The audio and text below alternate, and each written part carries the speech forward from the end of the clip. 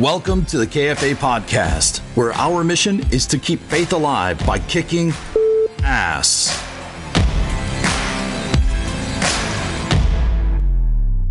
All right, Nicole White, welcome to the KFA Podcast. I would love to just start off learning more about you because we just met. We did. So, real estate, how long have you been doing it, and what's the story? What's the scoop? I've been in real estate 3.5 years.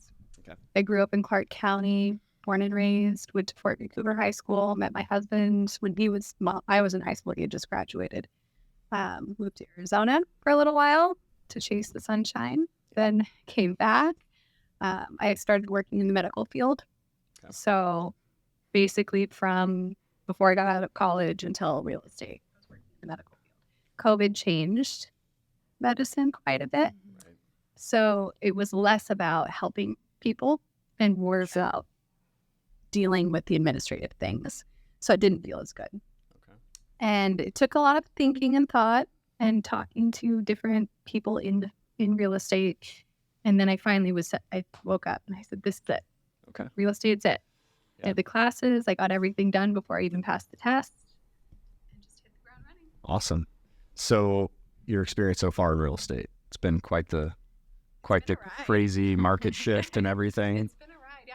The last 2 years have been really good because it's just been one thing after another. This year, everybody's slower. So it's just rates being up and sellers having houses that are 2 to 3%. So you're in this weird bubble, but I'm still finding that there are buyers and sellers. I've had mostly sellers that are, Okay. I had one buyer this year. The rest have been sellers. Wow. So people still have to move. Yeah. They still have to move. What's been your number one source, I guess, for finding clients? This year it's been referrals Okay. and social media. Last year it was my Google page and a little bit of everything between my realtor.com page, leads and stuff like that. And so now I'm getting into that referral base. So zooming back to when you got started, what was, I guess, the moment after you got, initially going in real estate that you realized, okay, this is my calling. This is what before. I knew well before. Okay. Growing up in Clark County at the time, before I got into real estate, I was working in Portland. I spent maybe 2 hours a day with my kids because of traffic. I was working 10-hour days, 12 and a half hours. And then I was just gone all the time. Yeah. And that's not what I want to do. It's not any fun. So I got to thinking about how can I work within the community, within my, all of my neighbors, help people still, because that was the intent of being in the medical field, was to help people. And I was thinking about it one night and I just looked at my husband and I was like, I'm going to sell houses because I can help people buy a house. I can help people navigate how to do that and still be working within my community. Mm-hmm. Totally. That's awesome. And did you have a mentor or anybody that kind of, Yeah. When I first got started, I was with Sundin Realty and I still work closely with her, Shannon. oh, yeah. Yeah. Okay. Put me under her little wing. Okay. What would you say, this is kind of a left field question, so a creative question I came up with, but as far as can you think of like a lesson that you've learned from working with a client? And if you can, how would you say it's shaped your practice in real estate? Every client, you learn something and it changes. The first year, it was trying to get these multiple offers and get the dream house for the clients and kind of navigating different ways to do that and building relationships. Just to win, simply. Just to get it and to get it contract. right. And in a way that they're not overspending and then they feel really good about the house. And on the flip side, this year with sellers, it's teaching them that this isn't the same market. Right. And education, so setting expectations. yes, a lot of coaching and education. So those two experiences, I would say, it's an umbrella of two, but those taught me how to navigate kind of all these different scenarios of, okay, you have a line of cars down the street and 45 offers. Totally. But now we have 30 days and one showing. Yeah. How are we going Right. to make this Different complexity. And I think Yeah. from tons of agents who maybe it's because they failed to set the expectations early on, when they're, and this is a trap that we all fall into, right? You want to win the listing, so you don't want to tell them what they don't want to hear right up front because you're still interviewing for the job. But I mean, I'm seeing that across the board. Like a lot of realtors are really having a hard time right now because their sellers are pointing fingers at them and saying it's their fault. And so like, have you had any of those situations come up? No, not yet. I try when I meet with sellers to be very transparent and say, it's, here's different avenues you can go. Here's exactly what the market is doing. And here's what my recommendations are.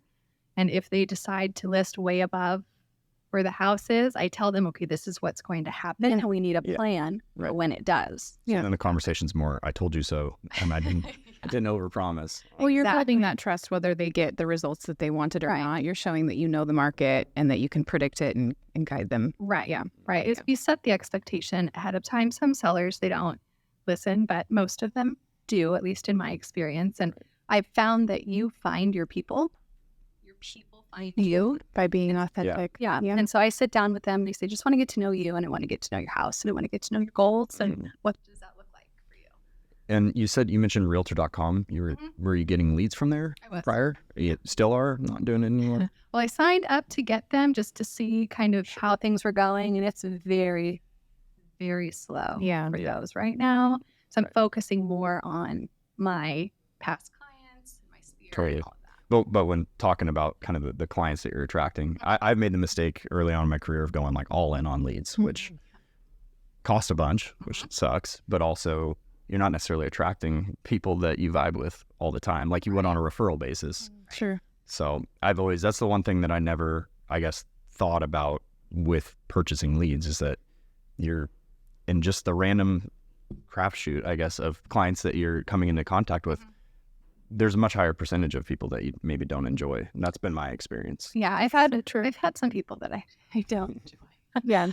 But, you pick and choose, I guess, in this career. If there's somebody and you two don't get along, right, you have the opportunity to say, maybe we're not the best fit for this. And, here's what you need and here's what I'm willing to help you with. But I'm not going to be unethical or lie to you or, anything crazy like that. Because some of those leads, they're cold calls. Right. You have no idea who's on the other line. They don't really want to tell you anything, even though it's like, I need to vet you a little bit to make sure it's safe. Yeah, it's just 100%. And that you can afford the house, and we're not wasting the seller's time, my time, your time. So it's navigating how to have those conversations with these leads. But I'm doing less of that now because I'm getting more out of this organic growth and doing community events.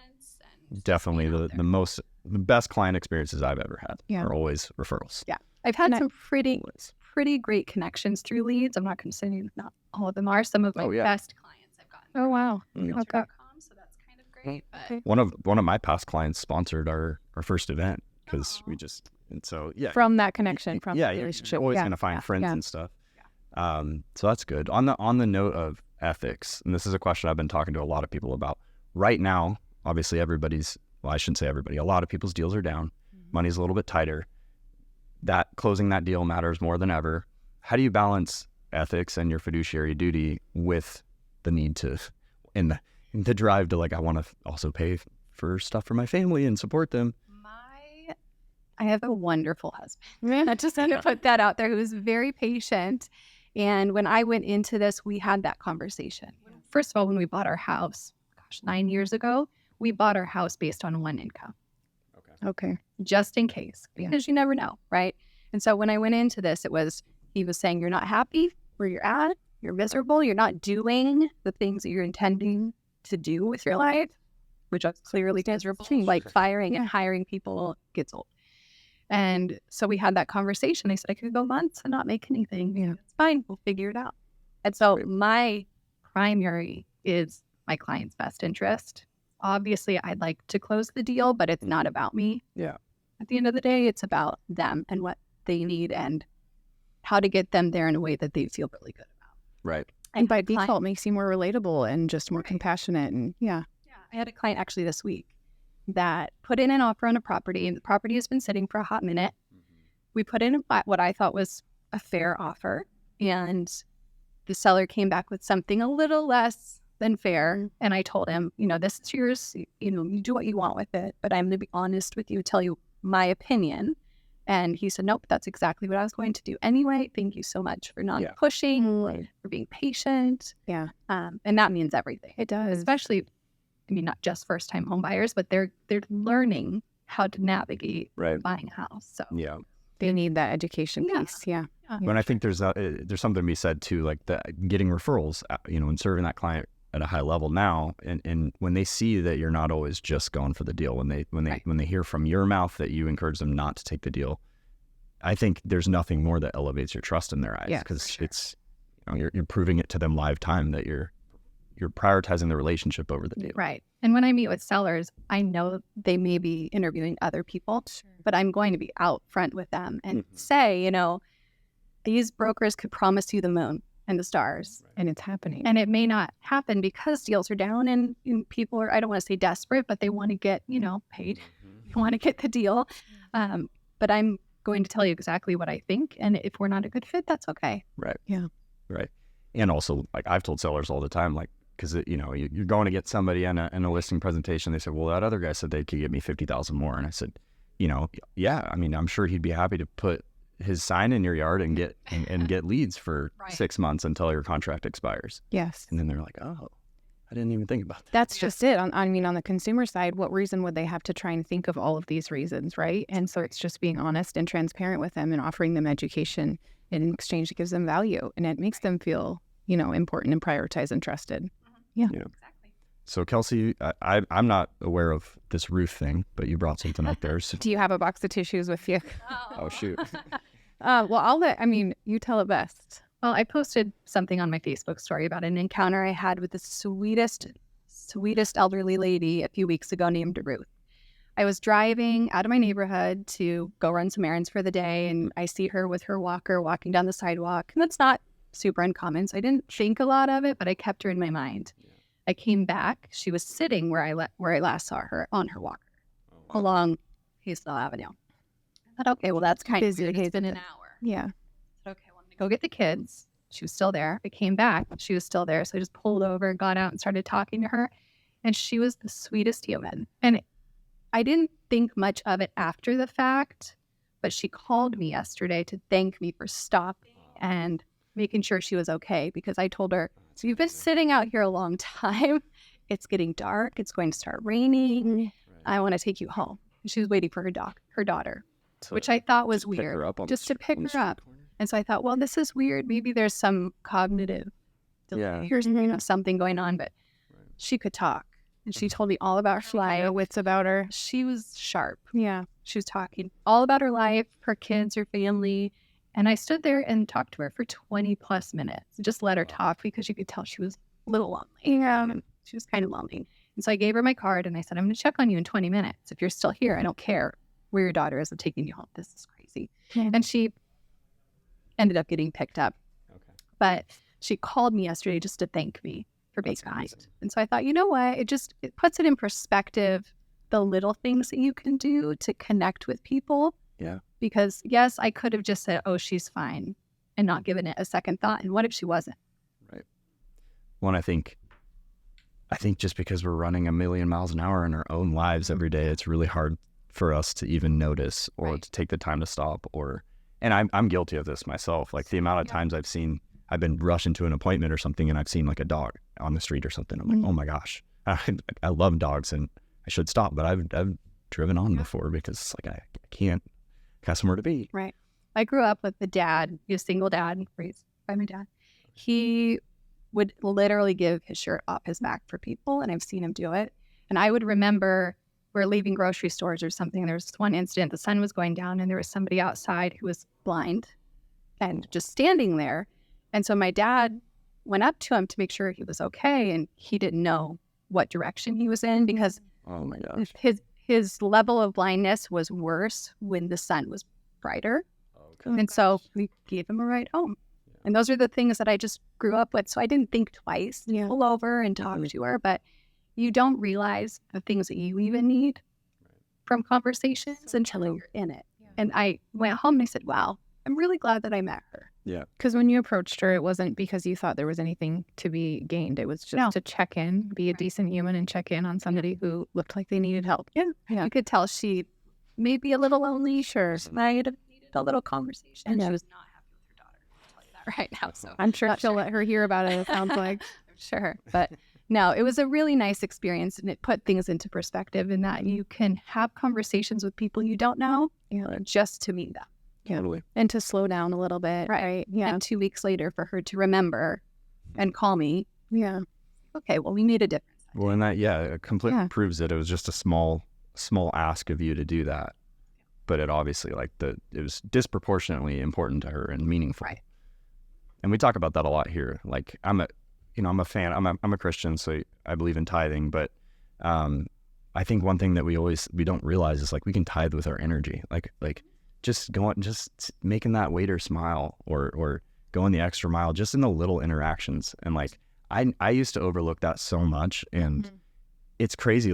Even we were talking about it earlier, but when we go to lunch sometimes, if we're having a bad day now, or market's crazy, or we're frustrated with whatever circumstance, we just go and we're going to bless this waiter, and not with any crazy tips, but we make her smile and make her happy and give her a little extra money. And man, it's a game feels changer. so good. It does. It's just Right now everything is up in the air for a lot of people. There's a lot of questions.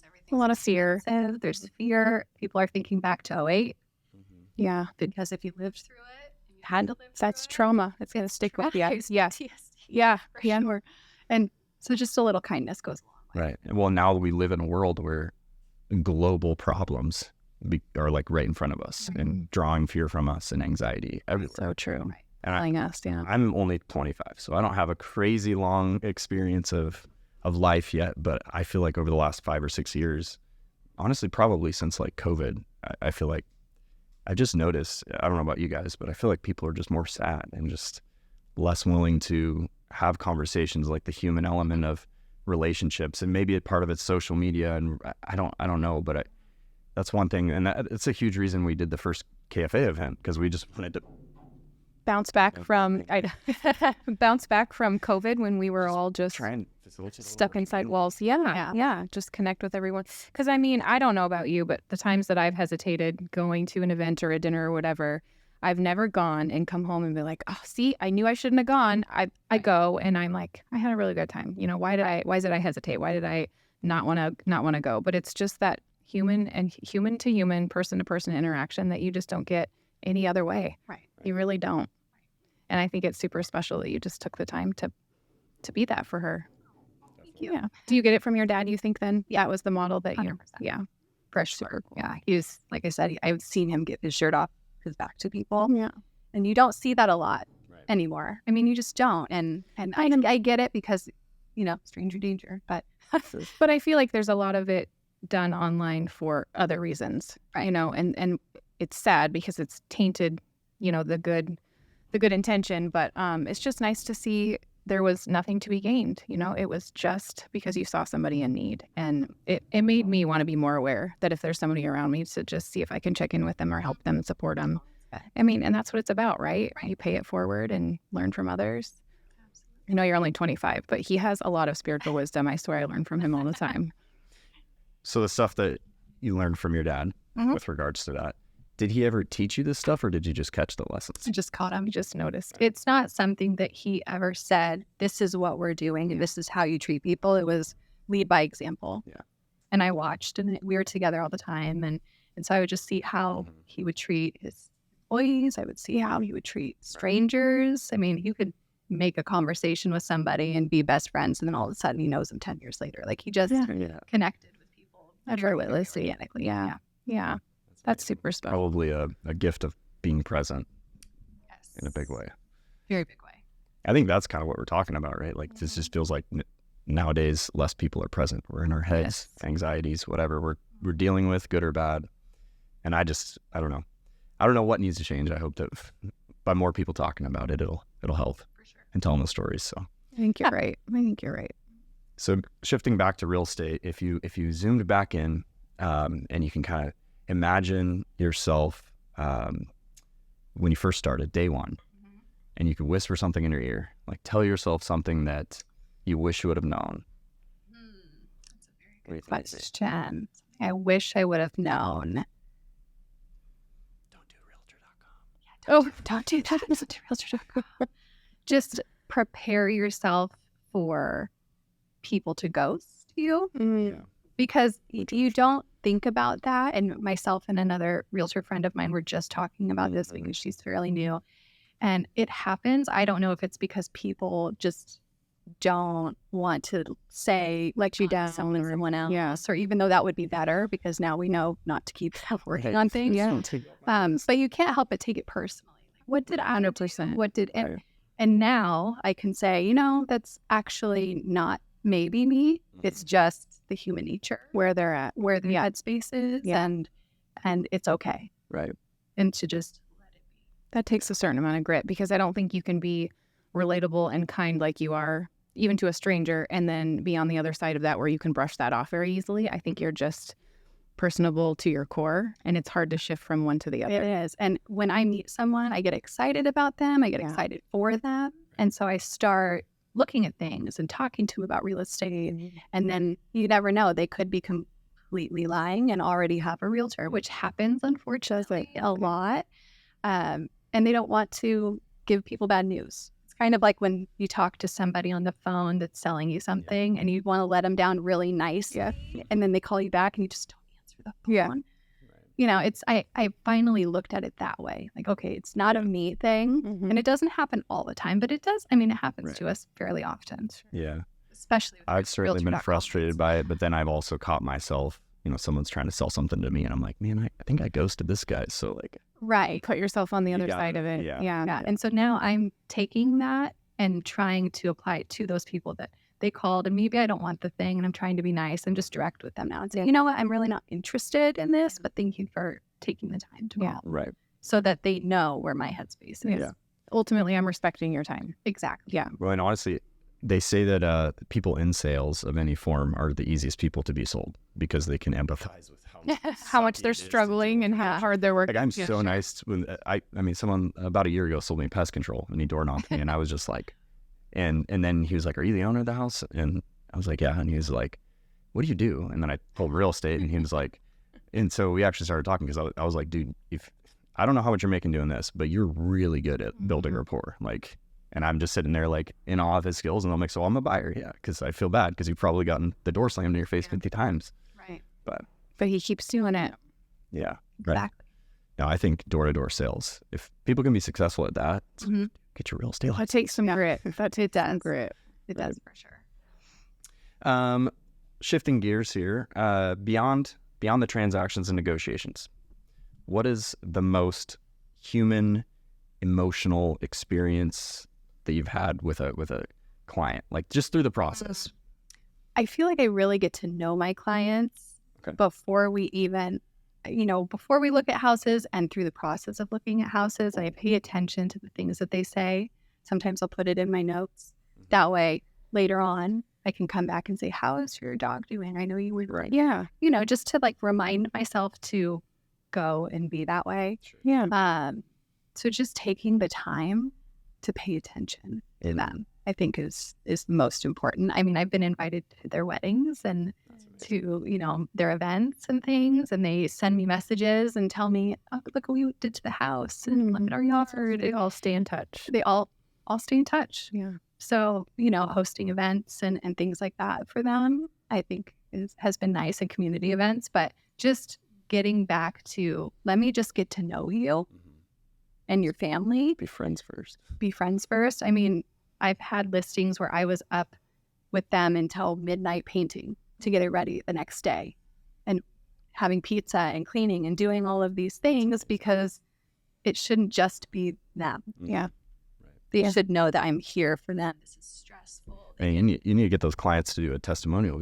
They have. Right. Oh, okay. Good. Okay. Yeah. You're smart. Because it's always awkward, like when you know that you're doing like amazing things and you know you're doing it all the selfless. For the right reasons. Yeah. I'm So, not like, doing it to just. It would be great for other myself. people to know that you're that way because there's a lot of bad realtors out there. There's a lot of. There are. Yeah. I mean, that's one thing that I think frustrates me the most about this industry is it's just like car Agreed. salespeople. There's amazing humans in this There's business, some pretty great ones. but the crappy ones kind of speak the loudest. And They do. They do. But I think having, especially sellers when the market's changing, being there with them side by side to prep the house and get it ready. Right.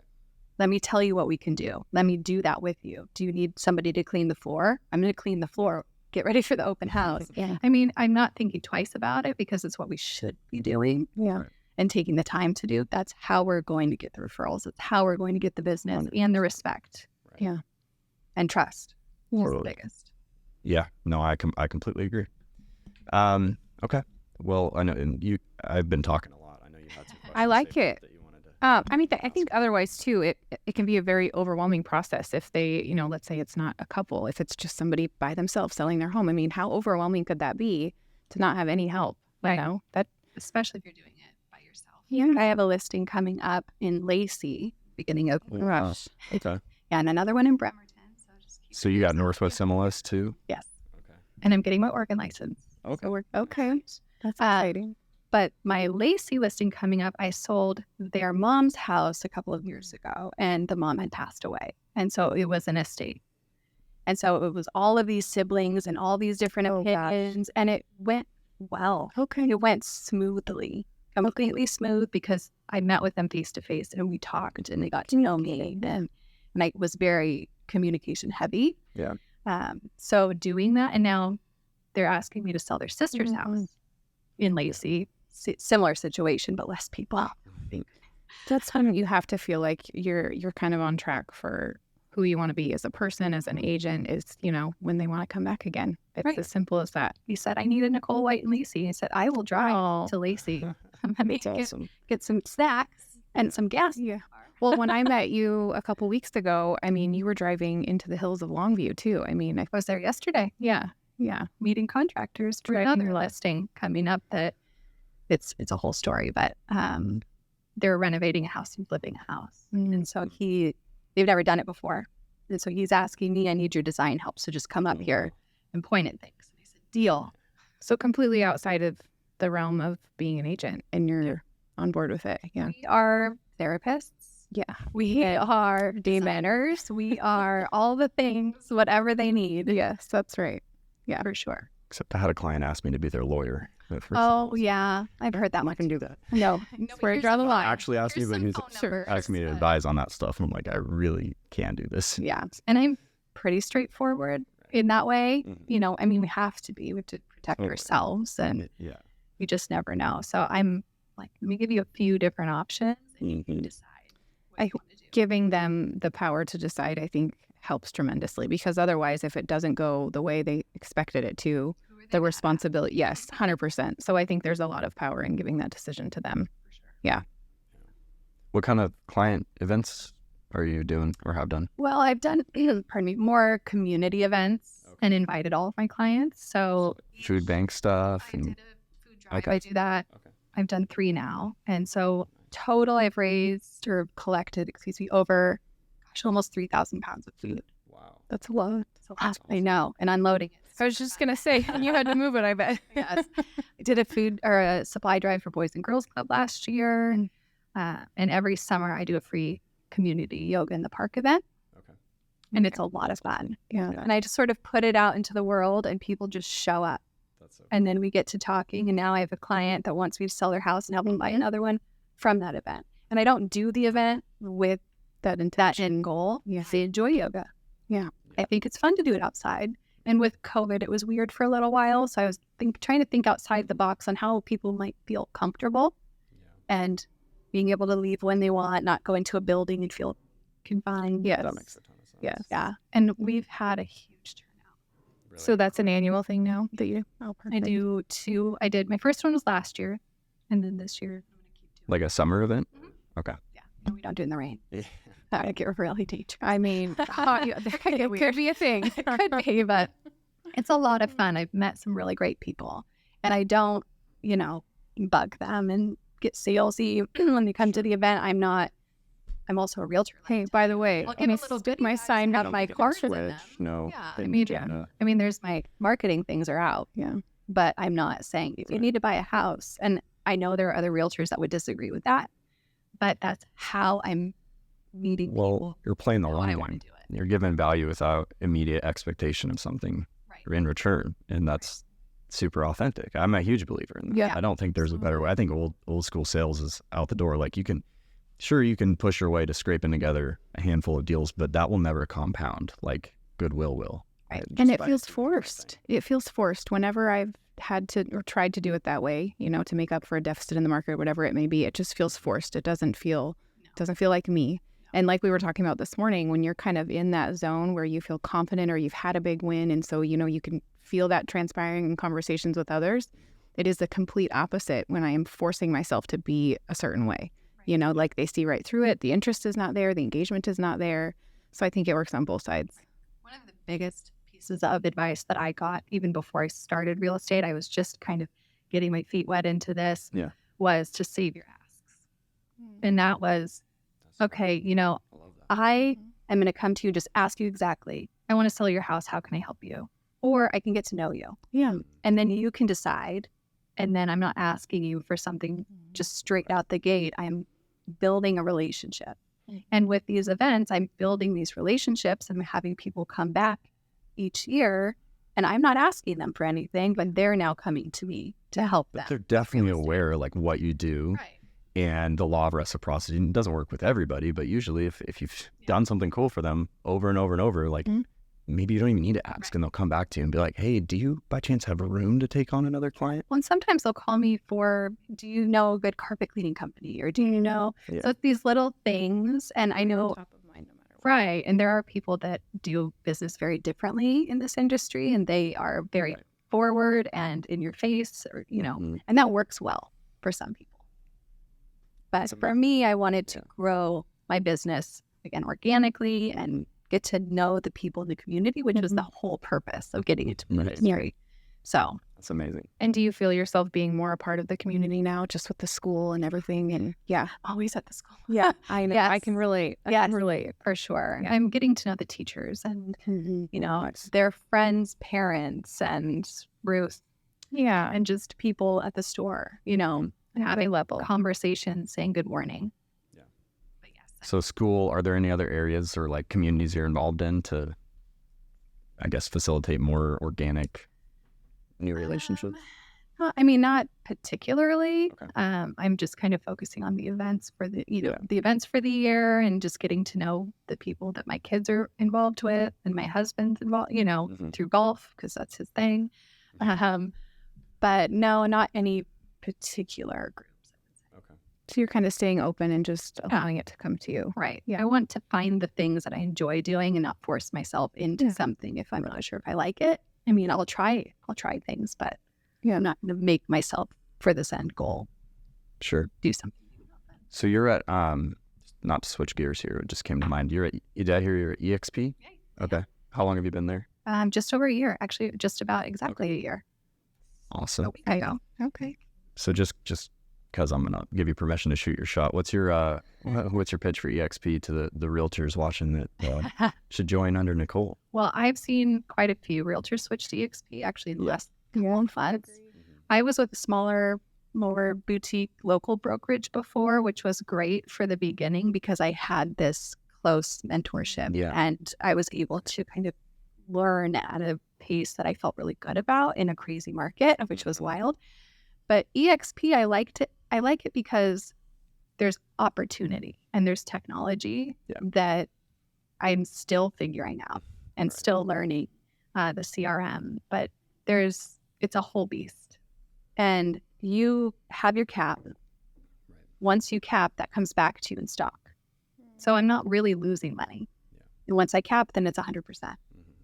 So there's a lot of positives for it. If you're not somebody that needs an office space, and you're good with remote, man, like pretty much, I've been a part of several brokerages. I actually was at EXP in the past myself, and I didn't leave for any bad reasons. That's a different story though. I love EXP, but most offices I've been to, it's like no one's here anyways. Right?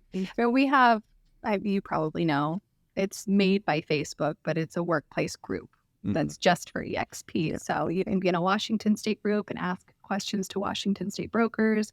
I could put my listing in there, and then almost 700 of them. Are they still, like, I guess, pushing or utilizing that virtual world? Oh, yeah. Okay. It's interesting. I always like thought that was Sims so characters, weird. Oh, Like, I would go in, And I think it was like my commission disbursement didn't come out from a deal that closed a couple weeks ago. So I'm trying to figure out what's going on. And I'm like walking my avatar up to the person. And then this is how I'm trying to figure out how to get my check. And I just remember laughing the whole time. Like, this is crazy. Was that the video game? Was it Sims? Yeah. Like that was funny. But it's awesome because I can go in there and go into the state room and talk with our designated broker. I'm not technically face to face, but I'm talking to them. Yeah. And having a conversation and getting questions answered. And Very accessible. It's super accessible. I don't have to wait on the phone for someone and try and track someone down. I just take my little sim into this little fake office. But they have a lot of classes, a lot of different events and things. And it's a community. Yeah. I really, really like it. I think their pay structure for me makes sense with the stock program. Then there's opportunity for other streams of income. Yeah. When I first, I think the first time I went in there, this is the dangerous part of it, I will say. It's really cool, but when I first went in there, it feels so much like a video game. I was just clicking around, walking around, seeing what's going on, and I walked into a room, and the two people were like, "What are you doing? This is a private meeting." And I was like, "Oh, sorry." So funny. Yeah, whoops, sorry about that. Yeah. That's so funny. It is interesting. The world is interesting, but it's also kind of fun. I mean, haven't gone in there a lot. Yeah. It's kind of just like it's a good resource, like when you need to hear something quick or talk to a department or whatever. Yeah. And I'm not on a technical team, but I am working as a team with a group of other EXP realtors in a way that we rely on each other. We ask each other questions. We meet for coffee. We go to listing appointments together. We help keep each other accountable. Right. Yeah. It's a group without paying extra. Yeah. Well, as long as you find your community and you have people, especially during a season like this, I mean, it's tough enough to struggle through this environment that we've been through and the whipsaw, but it's a lot harder to do it on your own. It is. And the way that I look at this change in the market, it's a slowdown. It's an opportunity to really look at your business and really dive into it and say, what am I doing? What am I spending my money on? What can I do better? What needs to be different? What are my goals for the next year? And how can I get there? And just scrub it out and clean it out. Yeah. Purge it. So what would you say that your goals are for the next year, 5 years? Is there anything that sticks out at you? Aside from selling even more houses? I mean, that's always at the top of the list, right? I want to add some more events and some more donation things because that's really important to me is giving back to the community. So I'm open to ideas if anybody has any. Partnering with different people and learning from them. Going to more masterminds. I thought those were super helpful. Jacqueline Smith puts a couple on each year, and those are really great.